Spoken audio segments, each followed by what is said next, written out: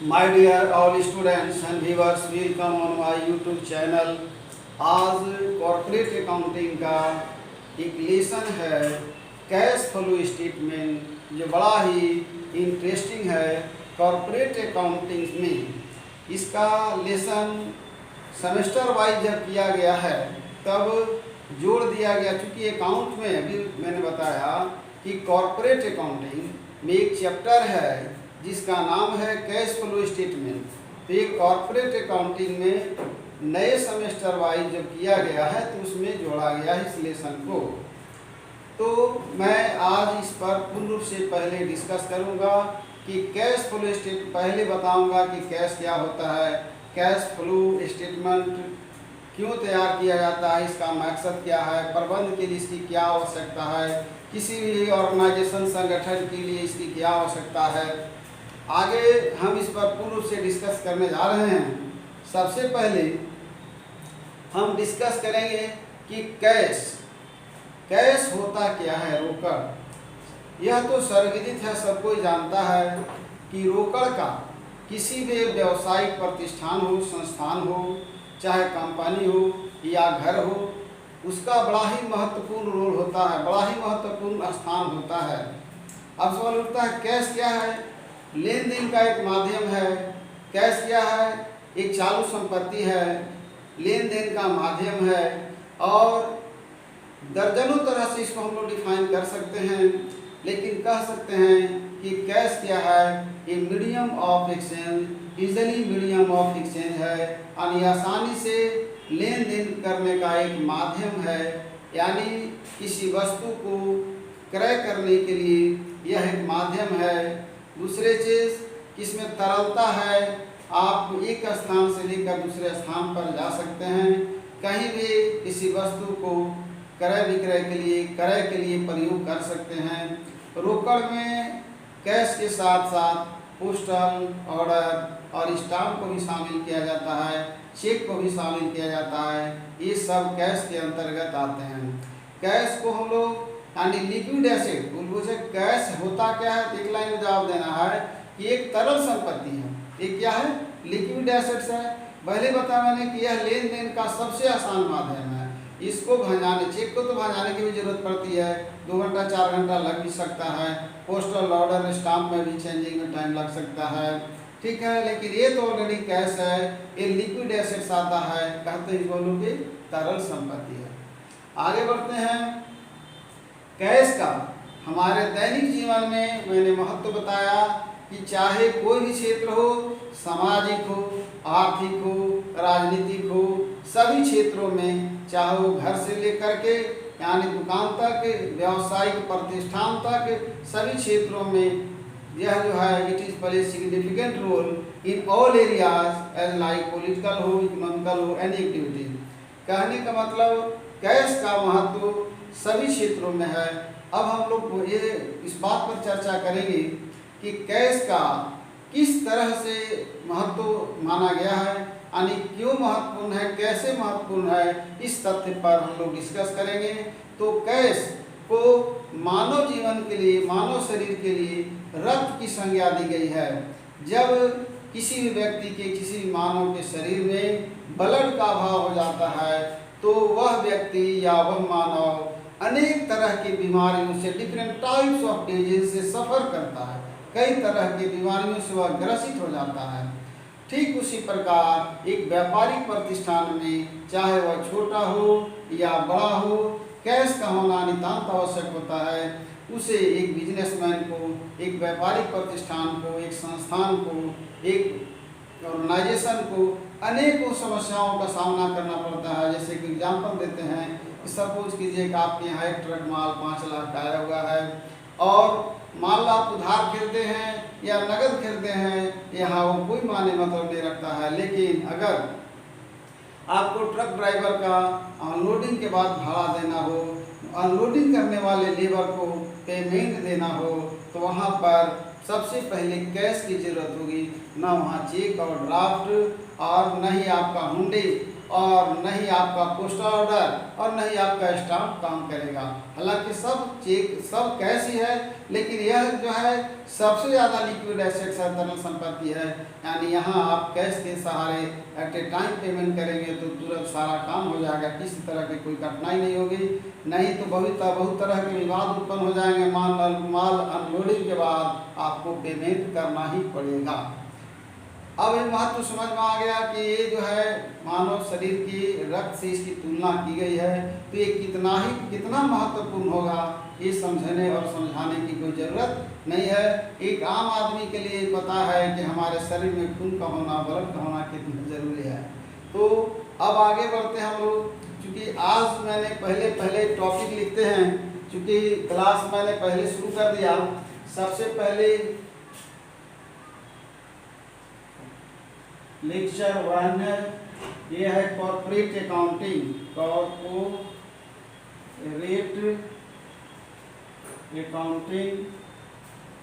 Corporate accounting यानी ये subject है CC9। लेक्चर 1 हो गया कॉर्पोरेट अकाउंटिंग CC9। ये हो गया बीकॉम सेमेस्टर 4। याद रखना है कि यह जो बीकॉम सेमेस्टर 4 में जो आया है, यह लेसन 12 में भी आप लोग पढ़े होंगे। 12 में भी लेसन था कैश फ्लो स्टेटमेंट, तो वहाँ पढ़े होंगे। SK सिंह के बुक से कुछ शॉर्ट क्वेश्चन बताए जाएंगे। और पूरे झारखंड बिहार में, खासकर पूरे झारखंड में किताब जो है मैनेजमेंट अकाउंटिंग का जो सबसे ज़्यादा चलता है वो है मेहता एंड अग्रवाल।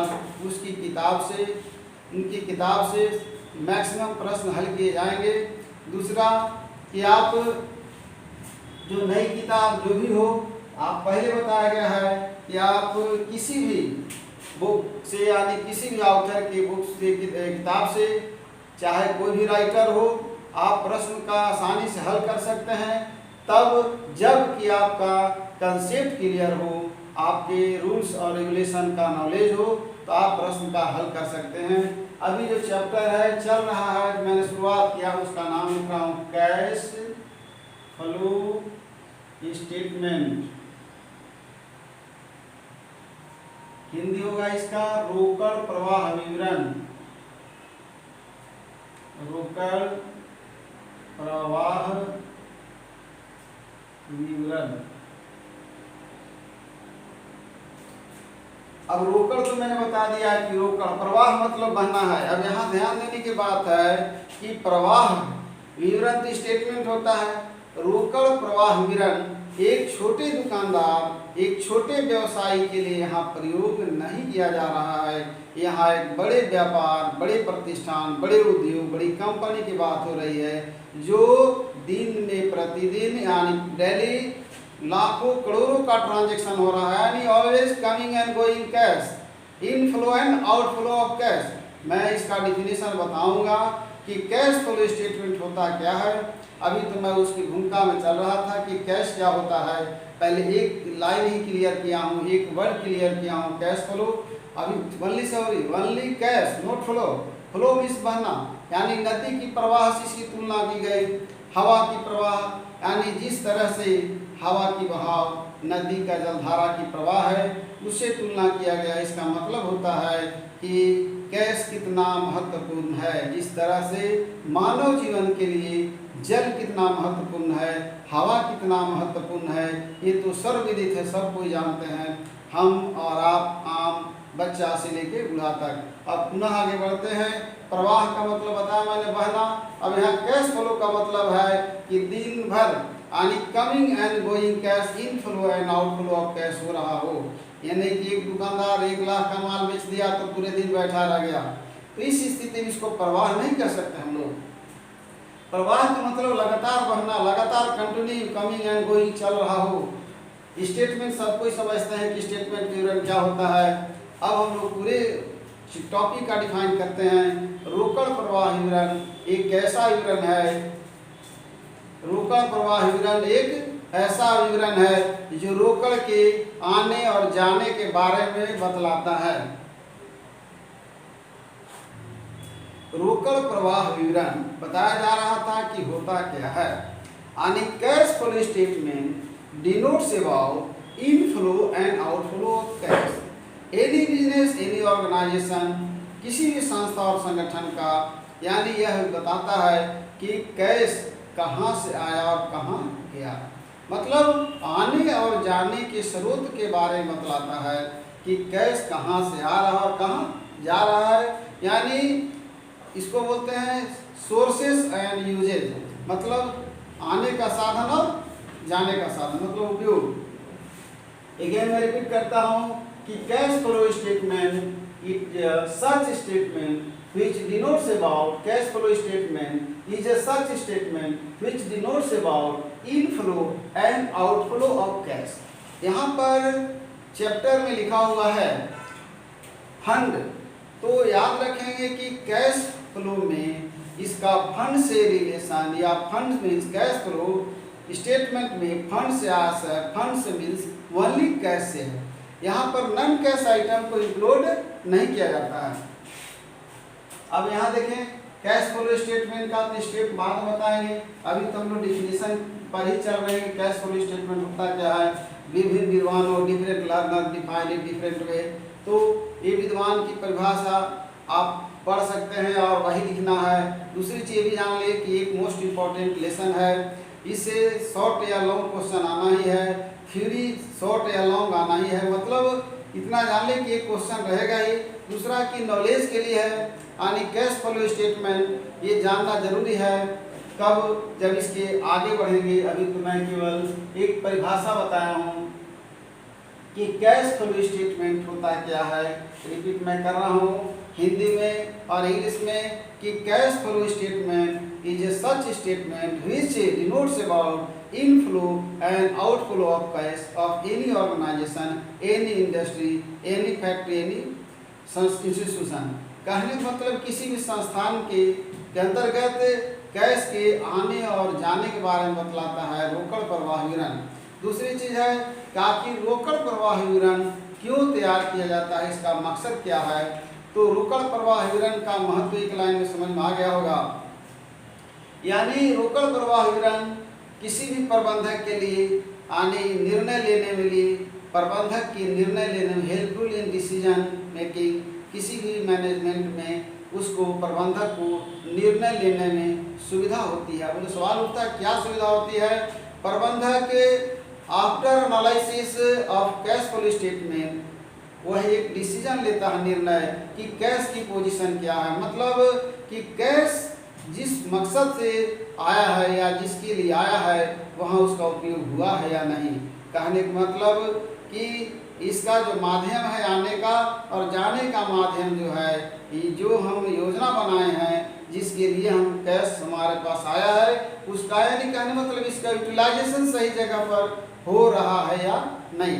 प्रबंधक कैश फ्लो स्टेटमेंट के बाद ये निर्णय लेता है कि इसकी जो उपयोगिता है सही जगह पर उपयोग हो रहा है या नहीं।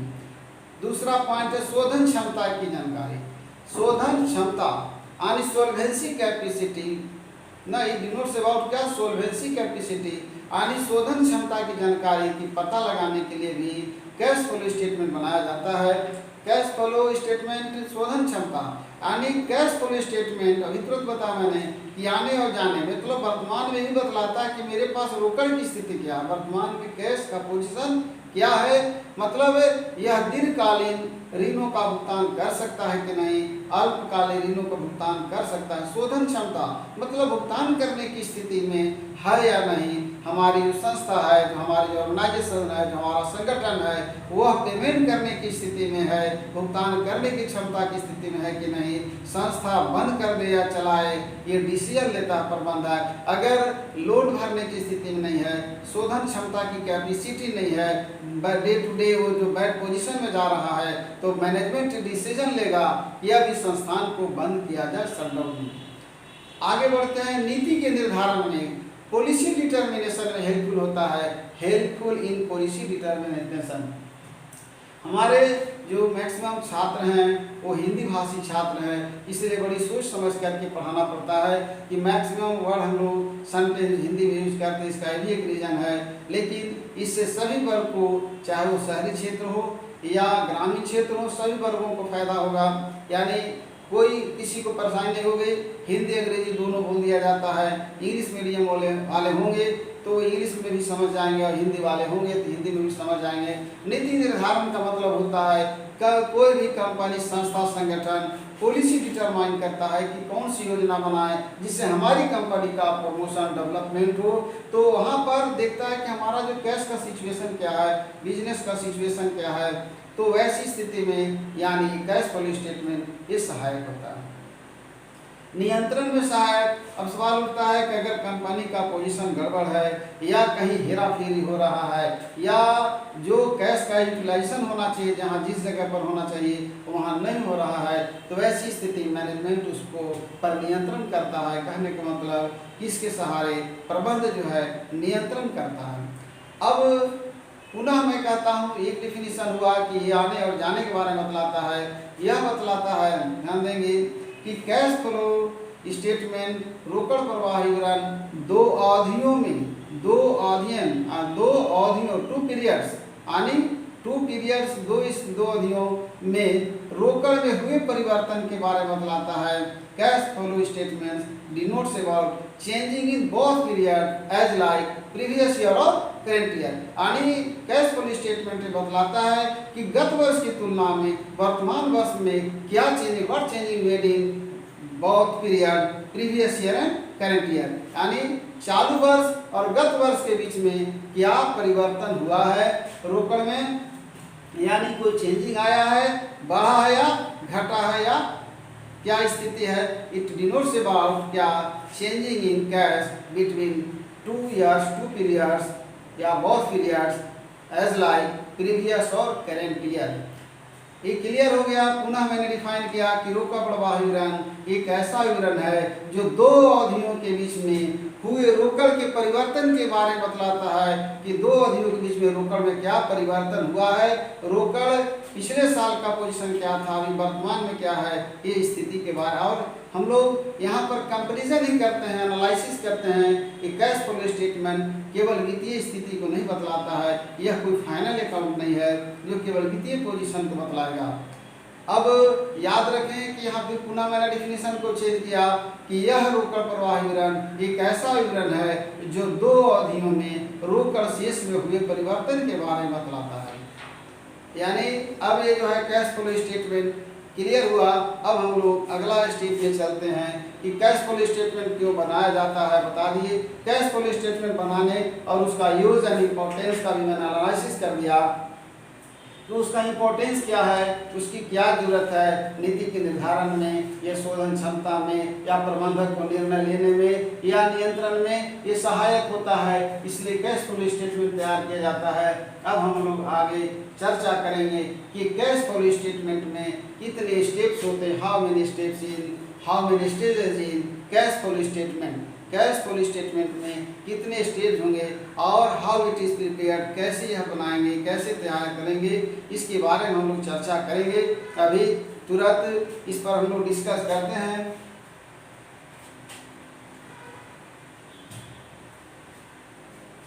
पहला कैश फ्लो स्टेटमेंट का there are three stages of cash flow statement. Number 1 होगा कैश फ्लो फ्रॉम ऑपरेशन, दूसरा होगा cash flow from investing activity और तीसरा स्टेज होगा cash flow from financing activity. 3 stage हैं, तीनों में अलग अलग। सबसे मोस्ट इंपॉर्टेंट बात यह है कि आपको यह समझना होगा कि रोकड़ कैश फ्लो फ्रॉम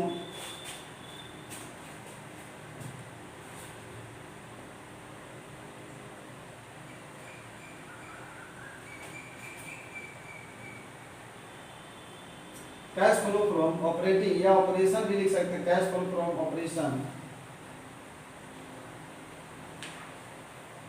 या operating activity, cash flow from operation activity. दूसरा लिखेंगे, पहले कैश फ्लो फ्रॉम ऑपरेशन को एनालिसिस करेंगे, कैश फ्लो फ्रॉम ऑपरेशन। दूसरा होगा cash flow from investing.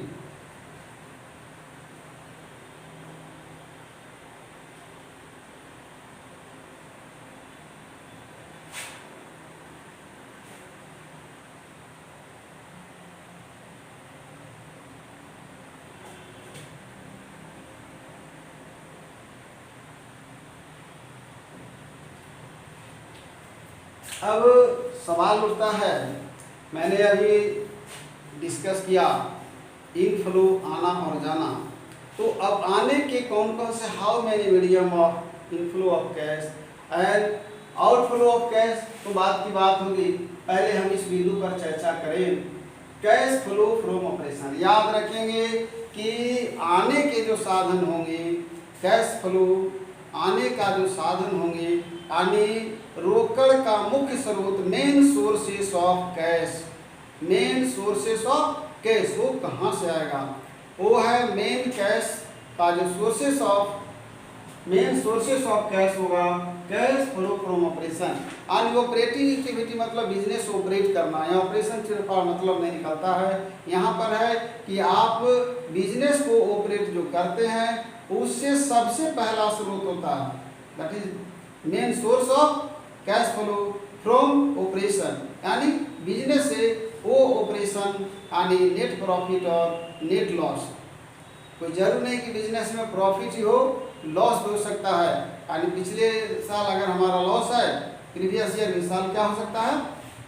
Profit. लेकिन यहाँ दोनों का हम लोग कंपेरिजन करेंगे, ठीक है। अब उधर नहीं पहुँचे हम लोग कैश फ्लो फ्रॉम ऑपरेशन। अब यहाँ पर चैप्टर में सॉरी सिलेबस में साफ लिखा हुआ है, मेथड दिया हुआ है कि इनडायरेक्ट मेथड मान लें।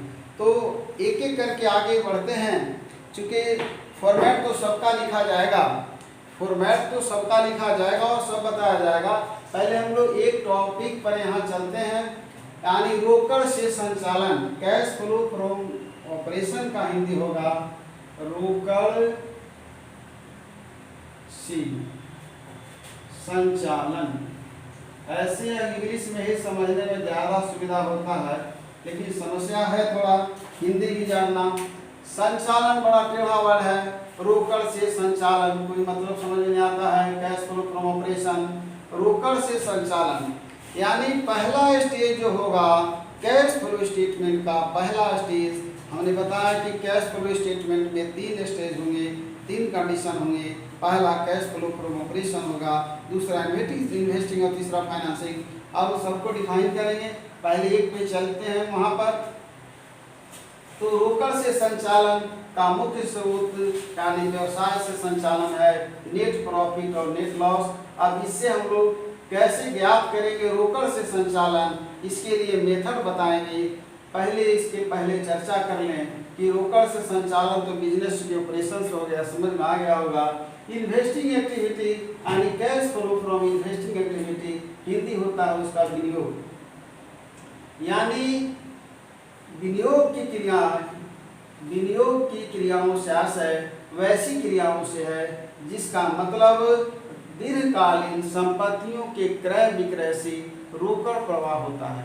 रोकड़ प्रवाह यानी दीर्घकालीन संपत्तियों, sale of long term, purchase and sale of long term या fix assets, purchase and cash flow from investing activity, cash flow from investing activity denotes about cash flow from purchase and sale of long term assets। पुनः मैं repeat करता हूँ इसी line को, cash flow from investing activity denotes about cash flow from purchase and sale of long term assets। याद रखना है दीर्घकालीन संपत्तियों के क्रय विक्रय से, दीर्घकालीन संपत्तियों के क्रय विक्रय से जो आय, जो पैसा आएगा उसको हम लोग बोलेंगे इन्वेस्टिंग एक्टिविटी। यानी कैश फ्लो रोकड़ का आना और जाना, इन्वेस्ट मतलब लगाना, यानी पैसा लगाएगा भी, परचेज और सेल दोनों हो सकता है। यानी cash flow from investing activity denotes about purchase and sale of long term assets या फिक्स एसेट्स को भी लॉन्ग टर्म ही बोला जाता है। फिक्स एसेट्स 2-4 दिन के लिए नहीं होता। कोई प्लांट बैठाता है, कोई फैक्ट्री बैठाता है तो 1 महीना के लिए नहीं, क्योंकि साल भर लग जाता है उसको प्लांट को बैठाने ही में। तो वहाँ इसका मतलब भी होता है fix assets, it means long term assets. तो यहाँ पर क्लियर हुआ कि हिंदी थोड़ा डिफिकल्ट होता है। विनियोग की क्रियाओं से आशय वैसी क्रियाओं से है जिसके अंतर्गत यानी अस्थायी संपत्तियों के क्रय विक्रय से जो रोकड़ प्रवाह होता है, अस्थायी संपत्तियों की क्रय विक्रय से जो रोकड़ प्रवाह होता है उसे हम cash flow from investing activity कहते हैं। ये हो गया क्लियर। अब आगे बढ़ते मैं सबको डिफाइन कर दे रहा हूँ। सबका स्टेज है, सब में अलग अलग फॉर्मेट लिखा जाएगा और कैश फ्लो स्टेटमेंट का फॉर्मेट भी बनाएंगे। पहले तो इसका फॉर्मेट बनेगा कैश फ्लो फ्रॉम ऑपरेशन का, तब इसके बाद, क्योंकि अभी मैं केवल डिफाइन आज कर रहा हूँ तो इसको डिफाइन कर दे रहे हैं। अब यहाँ पर है cash flow from financing activity, यानी रोकड़ का प्रवाह। प्रवाह का मतलब जान रहे कि प्रवाह मतलब केवल बहना, यहाँ पर बहना नहीं होता, यहाँ पर मतलब हुआ इनफ्लो एंड आउटफ्लो, दोनों हो सकता है, आएगा भी और जाएगा, लेकिन फाइनेंस से रिलेटेड होगा। ओनली फॉर कैश, यानी cash flow from finance activity denotes about only for finance coming and going of finance, which means coming and going of cash. तो यहाँ पर होगा इशू ऑफ शेयर कैपिटल और raising loan, issue of debenture, इसके माध्यम होंगे। फिर से again issue of capital, share capital, issue of debenture, raising loan. अब ये हो गया कमिंग, गोइंग का होगा पेड करेंगे हम लोग, क्या पेड करेंगे, लोन पेड करेंगे, डिवेंचर पेड करेंगे और प्रेफरेंस शेयर होल्डर को पेड करेंगे। यानी यहाँ पर कमी, यानी यहाँ कोई यहाँ भी होगा, यहाँ भी मैंने किया परचेज और सेल। परचेज और सेल मतलब अगर सेल करेंगे तो पैसा आएगा और परचेज करेंगे तो पैसा जाएगा, दोनों का जो डिफरेंस निकालेंगे वो हमारा जो होगा कैश फ्लो रह जाएगा। आगे चूंकि यहाँ तक पहुँच चुके हैं, फाइनेंसिंग को मैंने क्लियर कर दिया। इट्स डिनोट्स अबाउट फाइनेंसिंग मतलब coming and going of cash, inflow and outflow of cash, as like यहाँ पर भी लॉन्ग टर्म होता है, लॉन्ग टर्म पीरियड। कोई भी शेयर कैपिटल और डिवेंचर होगा वो लॉन्ग टर्म लायबिलिटी होगा, शॉर्ट टर्म नहीं होगा। Short term cash flow from operation में ही रह जाएगा, वहीं पर वहाँ पर करेंट एसेट्स और करेंट लायबिलिटी लिखा जाएगा।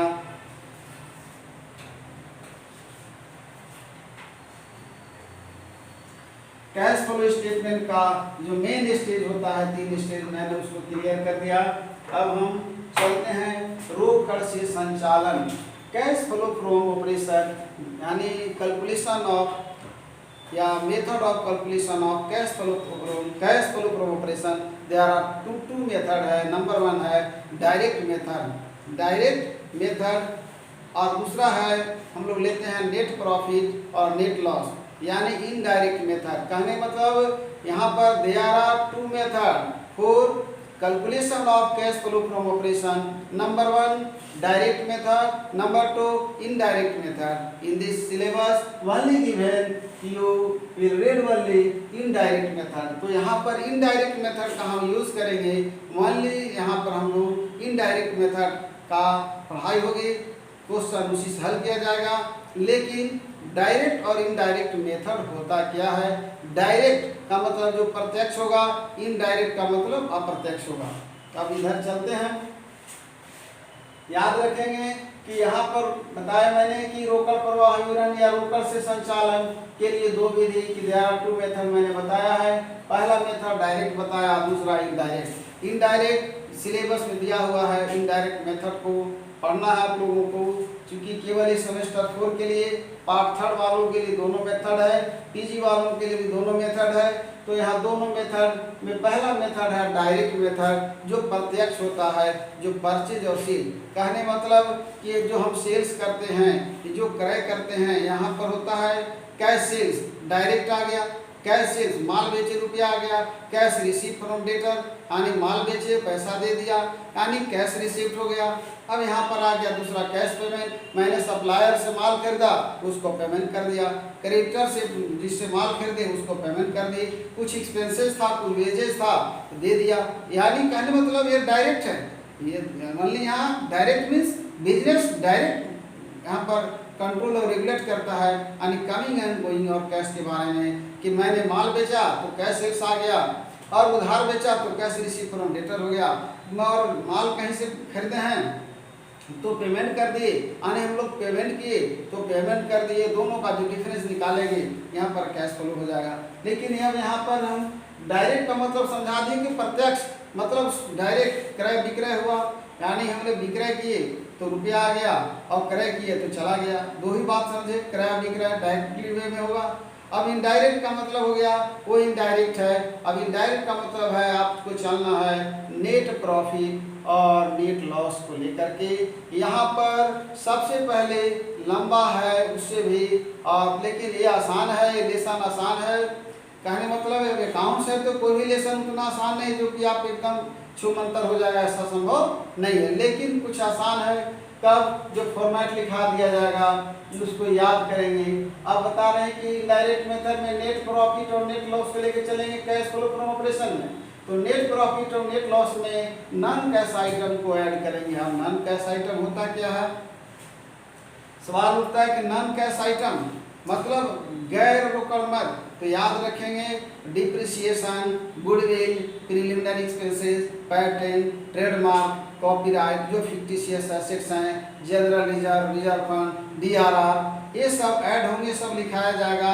अब कहिए कि नॉन कैश आइटम कैसे है, जैसे डिप्रिसिएशन, तो आप डिप्रिसिएशन 10 लाख का संपत्ति है, 10,000 निकाले, 10 लाख का 10% निकाले, तो 10 लाख का जो 10% निकाले तो आप डायरेक्ट डिप्रिसिएशन किसी को पेड नहीं कर दे रहे हैं, ओनली आप प्रॉफिट एंड लॉस अकाउंट के डेबिट साइड में इसको शो कर रहे हैं, और राइट साइड में जो है यानी प्रॉफिट है वो डिफरेंस निकलेगा। तो कहने का मतलब कि प्रॉफिट एंड लॉस अकाउंट जब बनाते हैं हम लोग तो राइट में इनकम को लिखते हैं, लेफ्ट में एक्सपेंसेस को लिखते हैं। समझना पूरी तरह से होगा कि ये डिप्रिसिएशन जो है कैश नहीं होता, आप इसको रेंट पेड नहीं है, यानी ये डिप्रिसिएशन जो है नॉन कैश आइटम है। गुडविल आप तो जानते हैं, गुडविल एमोर्टाइजेशन ऑफ गुडविल या goodwill written off, preliminary expenses written off, ये सब नॉन कैश आइटम है, इसको हम लोग जोड़ेंगे। कहने मतलब यहाँ कुछ मदों को सम आइटम ऐड एंड सब आइटम सब्ट्रैक्टेड, कुछ कुछ मदों को जोड़ा और घटाया जाएगा। अब ये कहने मतलब कि यहाँ पर कैश फ्लो ऑपरेशन याद करते समय नेट प्रॉफिट और नेट लॉस को लेंगे, उसमें नॉन कैश आइटम को ऐड करेंगे। अब है कि नॉन कैश एक्सपेंसेस हो गया जो हमने डिप्रिसिएशन, प्रोविजन फॉर डीडी और प्रोविजन फॉर टैक्सेशन, और सब आइटम लिखा भी जाएगा, गुडविल, एमोर्टाइजेशन ऑफ गुडविल के बारे में बताया।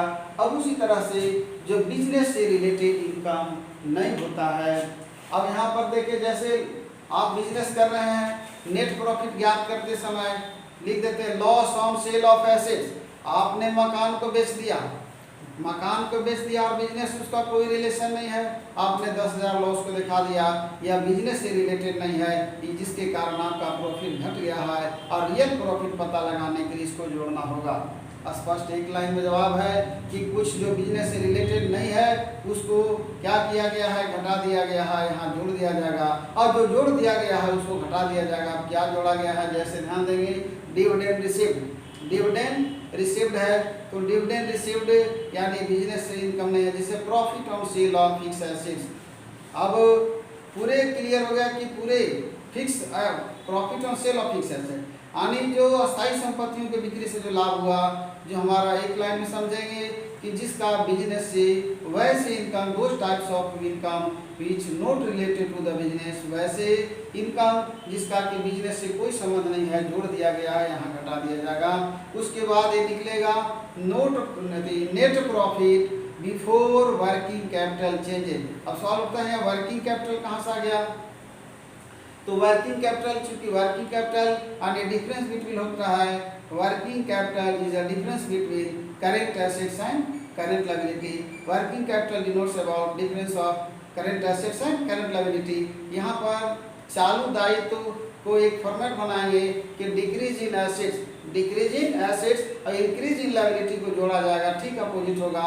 इंक्रीज इन करेंट एसेट नहीं, करेंट एसेट, क्योंकि फिक्स एसेट्स यहाँ चला जाएगा इन्वेस्टिंग में, अब यहाँ पर केवल यूज होगा करेंट एसेट्स का, तो करेंट लायबिलिटी को हम लोग वहाँ बोले डिक्रीज इन एसेट्स और इंक्रीज इन लायबिलिटी को जोड़ेंगे, उसका just opposite increase in current assets और डिक्रीज इन करेंट लायबिलिटी को घटाएंगे। ये फॉर्मेट लिखेंगे और तीसरा स्टेज था, पहला स्टेज ये हो गया, दूसरा इन्वेस्टिंग बता दिए, परचेज एंड सेल, तीसरा फाइनेंसिंग एक्टिविटी।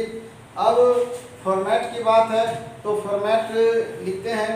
और दूसरी चीज़ थोड़ा एक बार मैं पुनः रिपीट कर देता हूँ इस लेसन को, कि लेसन किसी भी व्यक्ति या संस्था या आम आदमी के लिए भी बड़ा ही महत्वपूर्ण है।